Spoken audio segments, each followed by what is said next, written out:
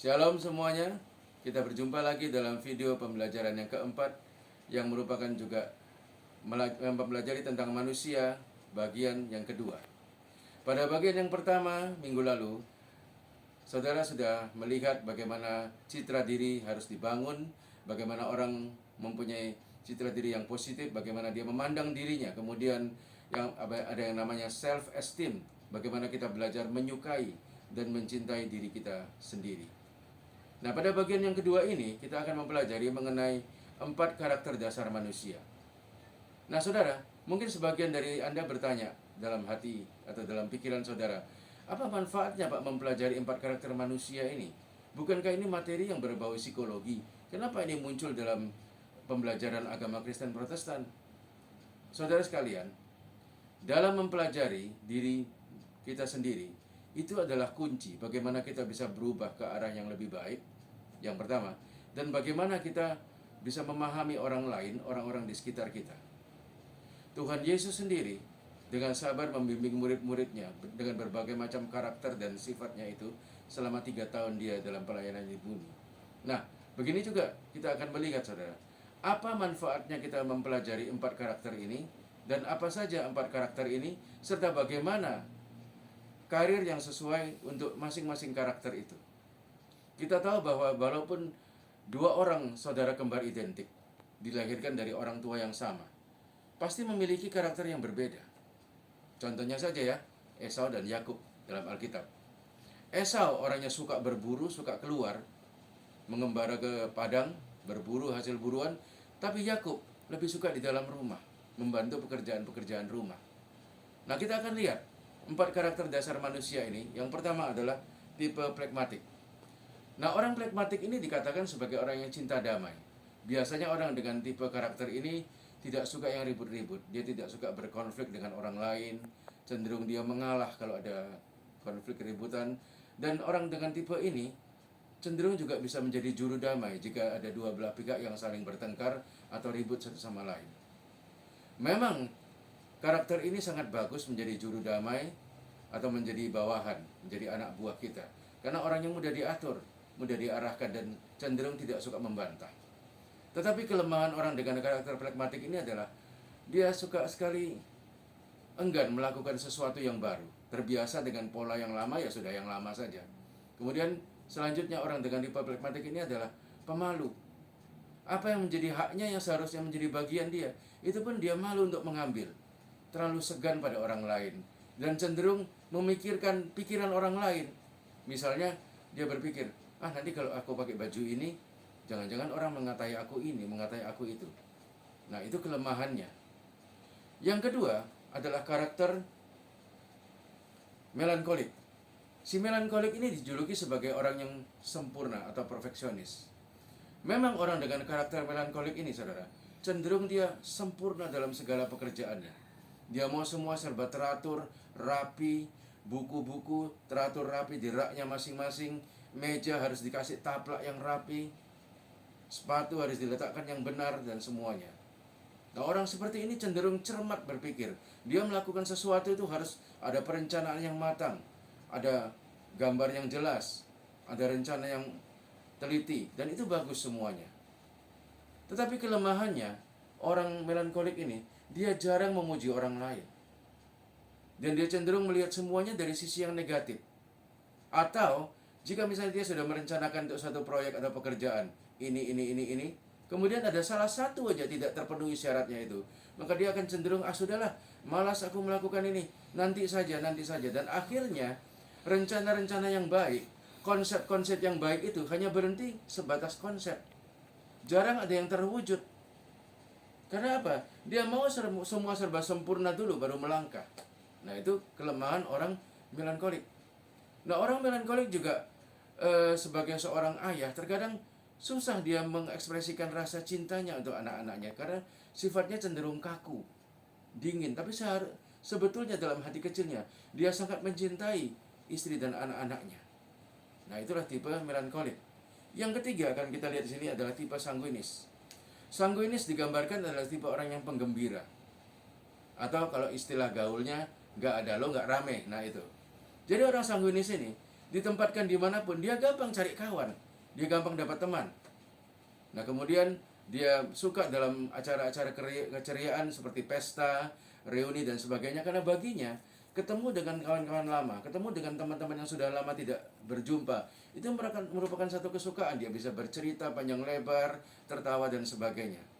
Nah orang sanguinis cenderung dia penggembira dan tidak mudah sedih, mudah cari kawan, banyak ide-ide yang baru. Tapi kelemahannya orang sanguinis, dia seringkali karena suka cerita, talk aktif, maka pekerjaan utama yang seharusnya dia kerjakan, itu yang dia lupa. Nah kemudian kedua, karena dia orangnya tuh apa yang harus dikerjakan, kerjakan terus. Nah cenderung dia berpikir pendek, atau hanya berpikir gini, udahlah pokoknya jalan dulu. Ada risiko, ada apa, nantilah itu belakangan. Nah ini kelemahannya. Seharusnya orang harus berpikir faktor risikonya dulu baru jalan. Tapi itulah orang sanguinis. Nah kemudian saudara, yang selanjutnya tipe koleris. Nah koleris ini adalah tipe pemimpin yang tegas, berwibawa, kuat, dan pokoknya kalau dia sudah bilang A, harus jalankan A. Dia sudah rencanakan ini, harus jalan sampai selesai.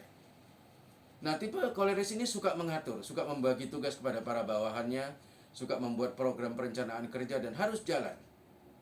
Nah kelemahannya biasanya orang dengan tipe koleris ini, kalau sesuatu yang direncanakannya tidak jadi, atau ada salah satu anggotanya atau anak buahnya yang melenceng dari tugas, dia akan bisa marah sejadi-jadinya. Emosinya sering meledak-ledak. Dan karena dia tipe pemimpin, dia merasa, untuk apa banyak-banyak kawan? Yang penting kawan sedikit saja, tapi semuanya bisa bekerja dengan baik. Jadi fokusnya bagaimana kerja. Nah seringkali karena dia orangnya tegas, dia juga nggak pandang perasaan orang lain. Dia marah, ya marah aja gitu. Nah itu kelemahan tipe koleris. Nah lalu begini saudara, apa manfaatnya kita mempelajari tipe-tipe dan karakter manusia seperti ini? Saudara, kita harus lebih mengenal diri kita sendiri terlebih dahulu, baru kita tahu bagaimana kita harus diubahkan Tuhan hari ke hari. Sekarang anak-anak muda banyak ngefans pada bintang-bintang film, kemudian aktor, kemudian penyanyi K-pop dan sebagainya.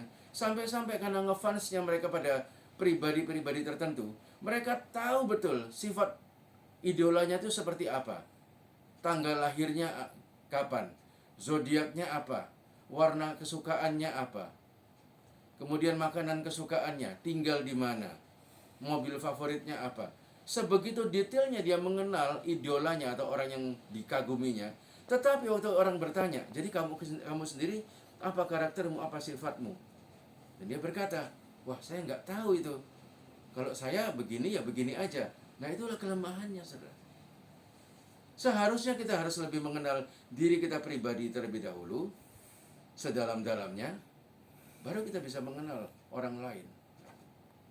Itu manfaat pertama. Kalau kita bisa mengenal diri kita pribadi lepas pribadi sendiri, pribadi dulu, kita akan tahu, oh Tuhan, kekurangan saya di bagian ini, ubahkan saya. Misalnya orang yang sanguinis, oh Tuhan, aku orang yang emosional, ubahkan aku Tuhan, ubahkan sifat-sifatku. Nah kalau orang pragmatik, dia tahu dirinya kurang berani terhadap tantangan, kurang berani melakukan sesuatu yang baru. Itu dia juga bisa minta sama Tuhan, Tuhan, ini kelemahanku, aku orangnya pemalu dan susah untuk memulai sesuatu yang baru, menghadapi tantangan. Ubahkan aku Tuhan, beri aku keberanian. Nah itu. Kemudian selanjutnya, manfaat kita mempelajari 4 karakter ini. Di tempat kerja kita bisa melihat situasi kerja bagaimana. Bagaimana karakter pemimpin kita, bagaimana karakter teman-teman di sekitar kita, karakter teman satu divisi, karakter teman yang lain divisi bagaimana. Dan dengan itu kita bisa menyikapi bagaimana kita harus bersikap seharusnya. Contoh, kita punya teman kerja yang sifatnya melankolik karakternya. Nah orang seperti ini nggak tahan kalau lihat meja itu berantakan, saudara. Harus semua rapi. Apalagi kalau kita mungkin tipe sanguinis yang udah kerja udah taruh di situ aja. Nantilah itu penghapus di mana, nantilah rollnya di mana, nantilah pulpennya di mana. Nah itu, saudara. Kita yang kedua bisa lebih dapat membaca situasi kita di tempat pekerjaan dan bagaimana kita menghadapi teman-teman sekerja kita. Selanjutnya, kalau nanti saudara sudah jadi orang tua dalam hal parenting, kita harus tahu. Kita punya 2 anak atau 3 anak. Sifatnya beda-beda. Cara penanganannya juga beda-beda. Menangani anak tipe melankolik tentu beda dengan menangani anak yang tipenya sanguinis. Menangani anak yang tipenya kolerik, keras, maunya A ya A, B ya B, tentu beda dengan menangani anak dengan karakter plekmatik. Nah itu. Saudara, Tuhan kita Yesus Kristus memberikan teladan bagaimana dia dengan sabar 3,5 tahun dalam pelayanannya memuridkan, mendidik 12 rasul atau 12 muridnya itu. Ada Petrus yang karakternya sanguinis, yang pokoknya mau aku duluan Tuhan. Ketika Yesus berjalan di atas air, semua pada ketakutan. Kemudian ada salah satu murid bilang, itu Tuhan, bukan hantu. Petrus duluan yang langsung, Tuhan, jika itu engkau, suruh aku datang padamu. Nah, saudara, kalau baca kisahnya di Alkitab, bagaimana Yesus menyuruh Petrus, datanglah padaku. Betul-betul Petrus berjalan di atas air. Sampai dirasakannya tiupan angin, kemudian dia mulai tenggelam dan Yesus tolong. Nah, kemudian di mana nampak lagi kita tipe karakter Petrus seperti itu? Yesus menubuatkan, malam ini kamu semua akan tergoncang imannya. Dia sendiri loh berani berkata, sekali-kali aku tidak, Tuhan. Yesus berkata apa? Petrus, sebelum ayam berkokok 2 kali, engkau sudah menyangkal aku 3 kali. Nah, saudara, itu tipe Petrus yang sanguinis. Contohnya lagi, tipe Yohanes yang plekmatik. Dia suka damai, diam saja dekat Tuhan Yesus. Ada yang bilang juga bahwa karakter Yohanes ini adalah melankolik. Bisa, saudara. Karena kenapa? Terbukti dari waktu dia di Pulau Patmos menuliskan wahyu yang dia dapatkan dari Tuhan Yesus. Dia menulis dengan sangat detail, sangat rapi sekali. Nah, ada tipe yang selanjutnya, pragmatik juga seperti Thomas yang ragu-ragu. Sebelum aku melihat lubang pada kaki dan tangannya dan mencucukkan tangan pada lambung yang terkena tombak itu, aku sekali-kali tidak percaya. Itu yang Thomas lakukan. Nah, saudara lihat bagaimana. Walaupun selama 3,5 tahun itu ada kalanya murid-murid ini bertengkar satu sama lain, tapi Yesus bisa dengan sabar mendidik mereka. Nah, kita pun juga gitu. Kalau saudara berada di tengah-tengah kelompok sel atau di tengah-tengah organisasi pemuda di gereja, tentu karakternya macam-macam yang saudara hadapi. Ada tipe pemimpin yang koleris, yang tegas. Pokoknya kalau latihan kor katanya, jam 7 harus jam 7. Mau hujan badai, mau banjir, pokoknya harus jam 7. Itu dia bilang. Tapi ada orang yang lebih mengerti, oh sudahlah, namanya kalau ada kemalangan, ada faktor cuaca, ya kita agak terlambat sedikit. Nah itu. Nah saudara, jadi di situ kita perhatikan betapa pentingnya kita memahami satu sama lain, belajar menerima satu sama lain, dan sama-sama kita berubah. Nah, kita akan sekarang melihat, kalau nanti saudara tamat dari bangku perkuliahan ini, kemudian masuk di dunia kerja, kira-kira untuk tipe-tipe karakter yang seperti ini, pekerjaan apa yang cocok? Saya bukan berkata bahwa karakter A harus bekerja di bidang yang ini, kemudian tidak bisa bekerja yang lain, ya, tidak. Nah, ini hanya contoh saja. Contohnya misalnya orang dengan karakter sanguinis, di mana orangnya penggembira dan sebagainya, ini cocok menjadi PR atau public relation.